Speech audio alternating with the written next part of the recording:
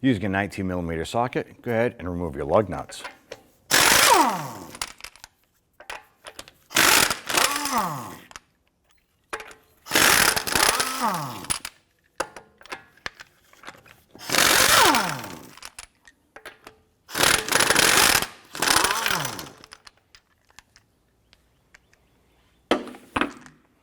With the lug nuts removed, we'll go ahead and remove the wheel, set that aside. Using a 14mm socket, we're going to go ahead and remove the 2 slide pin bolts from our brake caliper.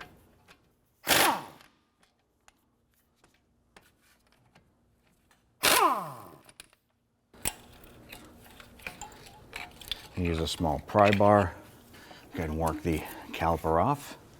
Then we're going to use our caliper hanger here to hold this caliper up. Using a 17mm socket, remove your caliper bracket bolts.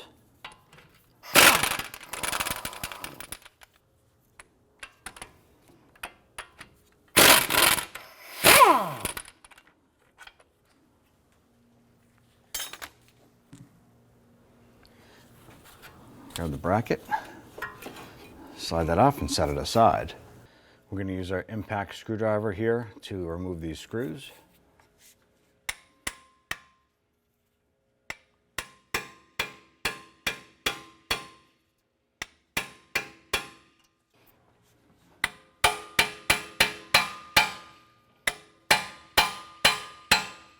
Once you get these loose, go ahead and spin that out. These normally don't have to be any tighter than hand tight with a screwdriver.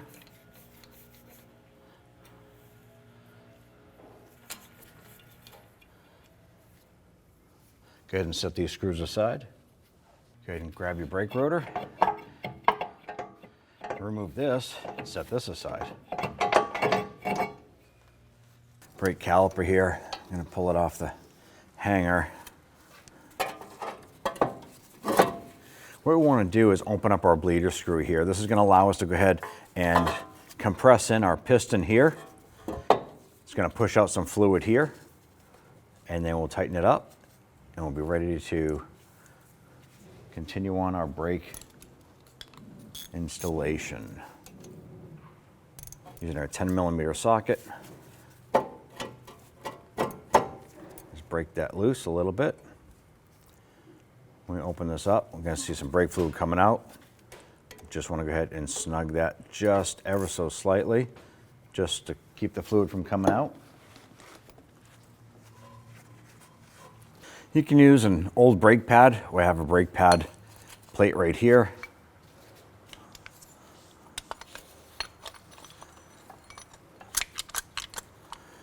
I'm going to apply a little bit of pressure here.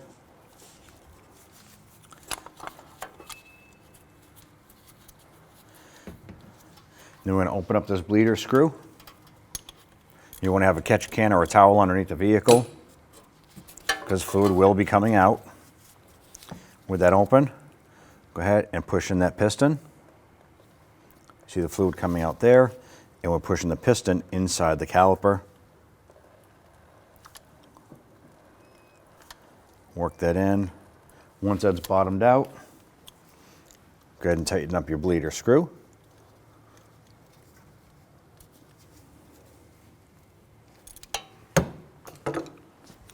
Give that a quick wipe down.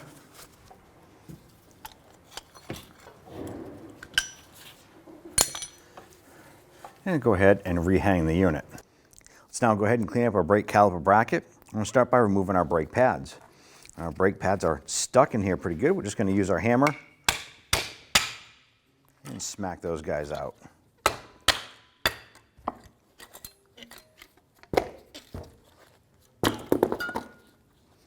Next, we want to go ahead and remove our sliders here.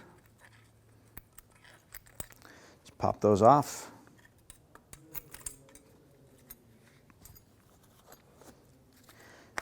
Now I want to pay attention to our slider pins right here.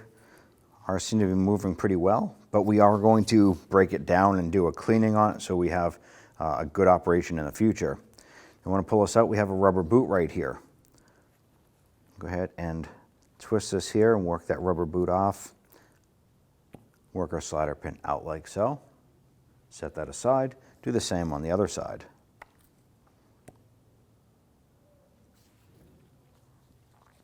Go ahead and remove the boots. They're just going to pop right out.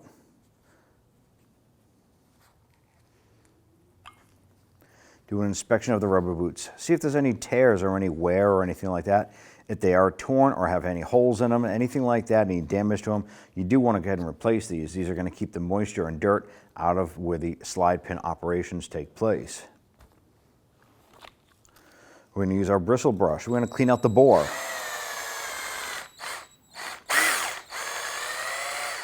Do this on both sides.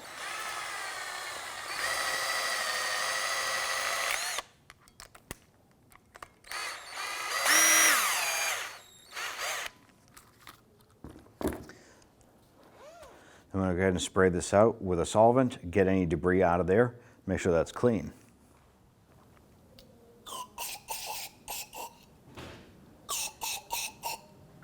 Then we're going to go ahead and just kind of wipe this out here. Let those air dry while we continue to work on this. We're going to take our wire brush here. We want to clean the sides here where our shims were placed. We want to make sure that there's no rust buildup, anything scaly or any chunks that will cause those shims not to seat properly. I'm going to clean this one and then do the same for the other side.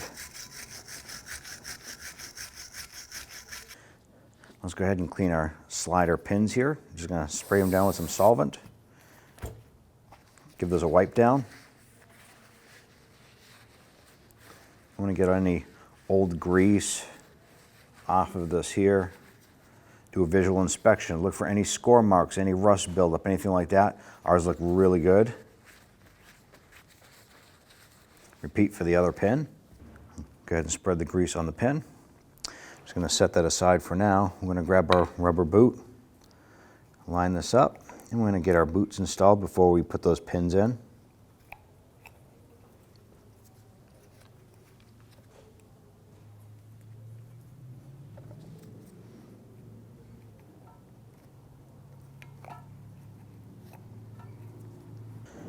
We're going to apply a light coating of grease to where our shims are going to go.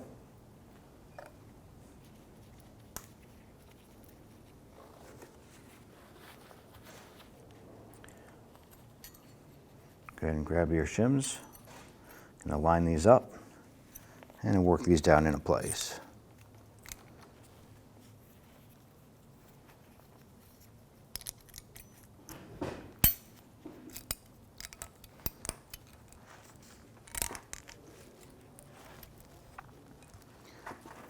Once you have that shim installed, go ahead and flip it over, repeat for the other side.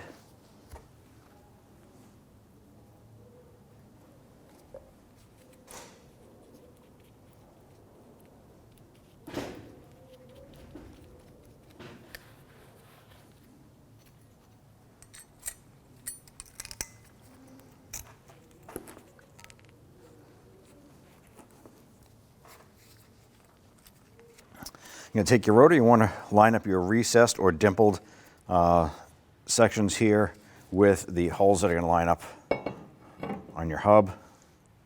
So let's see, that is going to go this way.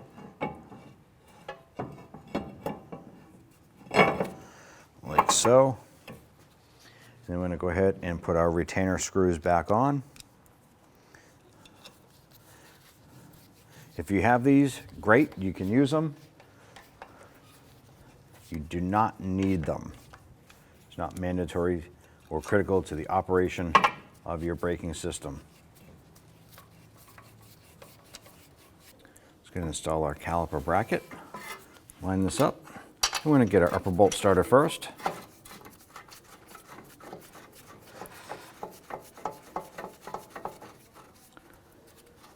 And we'll get our lower bolt installed. We'll thread that in as far as we can.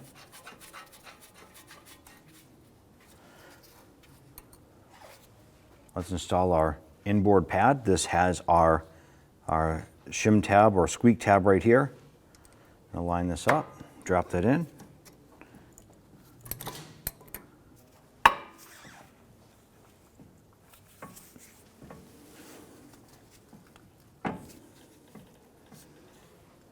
Let's go ahead and get our outboard pad installed.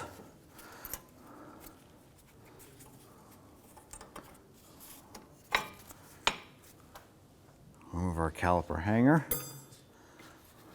Gonna line up our brake caliper. Slide this in and we'll go ahead and get our bolt started.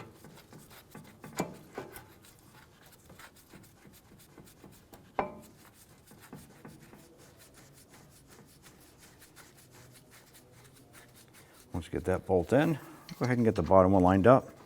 Thread that in as far as you can.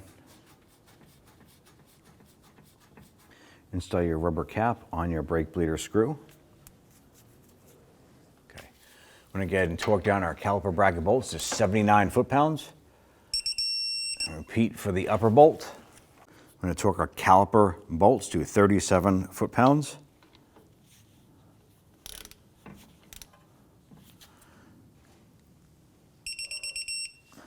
Repeat for the upper bolt.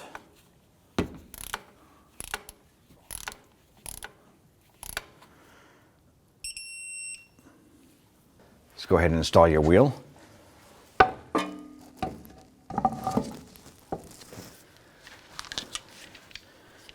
Get our lug nuts all started by hand first, and then we'll snug those down.